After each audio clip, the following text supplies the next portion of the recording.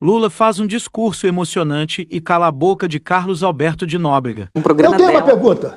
Pro Lula? Pro Lula. Ok. O que o senhor me explica que um presidente da República, no dia que recebe o diploma de presidente, chora e diz que é o primeiro diploma que ele recebeu na vida? O homem que não tem um curso ginasial, universitário, contábil, qualquer coisa, ser presidente da República. Mas o voto é livre, a pessoa pode votar. Por isso que o país está desse jeito. Temos dúvidas quanto a isso, mas... Durante um tempo, na história do Brasil, a elite econômica que dirigia esse país não gostava que o povo estudasse. Só estudava aqui no Brasil quem tinha dinheiro para mandar para Portugal, quem tinha dinheiro para mandar para a França, para mandar para os Estados Unidos, para a Inglaterra. Como esse país era um país que foi de forma hegemônica, sabe, criado por índios negros no primeiro momento, não era preciso que essas pessoas estudassem. Então eu conto sempre uma história muito engraçada. O Peru, que é um país mais pobre do que o Brasil, em 1554 já tinha a Universidade de São Marco. Não importa que tipo que era a universidade, mas o Peru tinha a Universidade de São Marco. O Brasil só foi ter a sua primeira universidade em 1920. 420 anos depois da descoberta, a gente foi ter a primeira universidade, que na época era chamada Universidade Brasil. Mas ela não foi criada porque havia preocupação de ter estudantes nas universidades. Ela foi criada porque na época o rei da Bélgica vinha fazer uma visita para o Brasil, e o rei, para visitar um país, era obrigado a receber um título de doutor honoris causa. Então criou-se a universidade para dar um título de doutor honoris causa ao rei da Bélgica. Isso demonstra um pouco o atraso a que a sociedade brasileira foi submetida durante tantos e tantos tempos. É por isso que muitas vezes a gente pega os dados socioeconômicos e a gente vê o Brasil tão atrasado. É por isso que a gente vê que o Brasil tem proporcionalmente menos alunos nas universidades do que o Chile. É por isso que a gente vê que o Brasil tem menos alunos proporcionalmente na universidade do que a Argentina.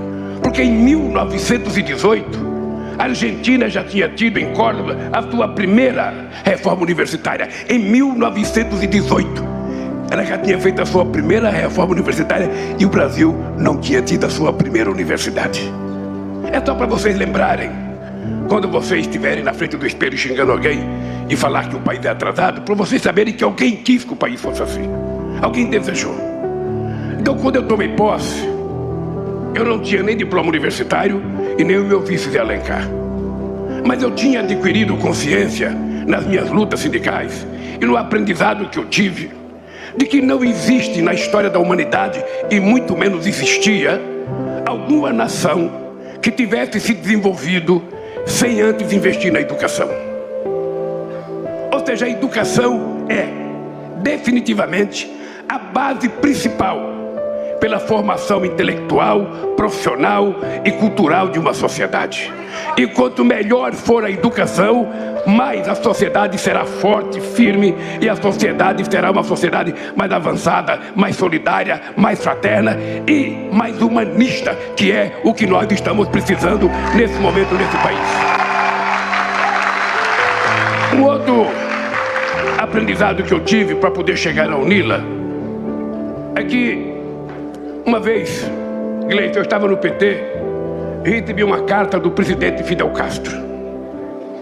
E na carta, o presidente Fidel Castro me comunicava que ele estava oferecendo 10 vagas para alunos filiados ao PT, crianças pobres, estudarem medicina. Eu fiquei atônito. Ou seja, como é que eu recebo uma carta de um presidente da República de um país oferecendo de graça para o PT 10 vagas na universidade? No começo a gente teve dificuldade de arrumar os meninos, porque a gente não tinha certeza como é que as coisas iam acontecer. Depois eu descobri que não era só para o PT, ele deu para o PSB também, ele deu para o PCdoB, ele deu para o PDT, ele deu para todos os chamados partidos de esquerda e partido progressista a chance da gente mandar um grupo de alunos estudar. E o PT mandou 10 alunos. E passados 3 anos eu fui a Cuba e fui visitar esses alunos. e fui visitar a universidade. E eu fiquei pensando, se um país do tamanho de Pernambuco, porque Cuba tem 110 mil quilômetros quadrados, é igual Pernambuco.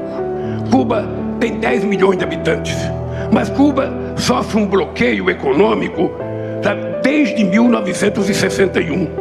Ora, se um país que está impedido de crescer, que não recebe recursos porque há o bloqueio americano a Cuba, consegue fazer uma universidade e oferecer vaga para estudantes pobres de todos os países da América Latina e de todos os países africanos. Não era só para o PT, era para todas as pessoas pobres, sabe, que tinham chance de fazer uma universidade. Eu fiquei pensando, se esse país pequeno pode fazer isso, por que nós não podemos fazer isso? Por que um país do tamanho do Brasil, porque o Brasil não é um país pobre, pobre é o povo, o país é rico, o país tem um potencial extraordinário, mas acontece que a riqueza produzida nesse país nem sempre é distribuída. Tem uma parte da sociedade que vai ficando com o resultado da riqueza e o povo, ou a maioria, vai ficando com o resultado da pobreza. Por isso é que eu tenho dito, numa sociedade em que muitos, ou seja, em que poucos têm muito dinheiro, numa sociedade que poucos têm muito dinheiro e muito não tem nada, é uma sociedade predestinada à pobreza, à fome, à violência, à prostituição, à desnutrição, porque apenas poucos ficam com o recurso e a maioria fica sem nada. Mas inverta esse processo. Numa sociedade em que muitos têm pouco dinheiro, e poucos, sabe, apenas poucos, não tem tanto assim, significa o quê? Significa distribuição de riqueza, significa que todos vão poder comprar o que comer, todos vão comprar o que vestir, todos vão ter dinheiro para fazer aquilo que as pessoas querem fazer, para comprar comida, para tomar uma cerveja, para tomar um refrigerante, para comprar um chinelo, para comprar um sapato. Ou seja, por isso é que não apenas o conhecimento, mas o dinheiro tem que circular na mão do povo. Porque senão o dinheiro fica concentrado na mão de meia dúzia de pessoas e a maioria fica passando fome por aí, morando na rua. As pessoas ficam, sabe, desencantadas da vida. É por isso que eu tomei a decisão de fazer a Universidade Latino-Americana. Para que a gente tivesse tanto a América Latina espanhola e nós aqui, nós somos colonizados. E fomos colonizados 200, 350 anos. Aqui quem decidia as coisas, de um lado era o rei da Espanha e do outro lado o rei de Portugal. A gente não podia muita coisa. A gente não podia. Então eu falei, bom, não é possível que a gente não adquira a consciência de uma nação. Porque uma nação não é o tamanho do país, a fronteira do país, a quantidade de minérios que tem o país, não. Uma nação é medida pela qualidade de vida do povo daquele país. Isso chama-se nação.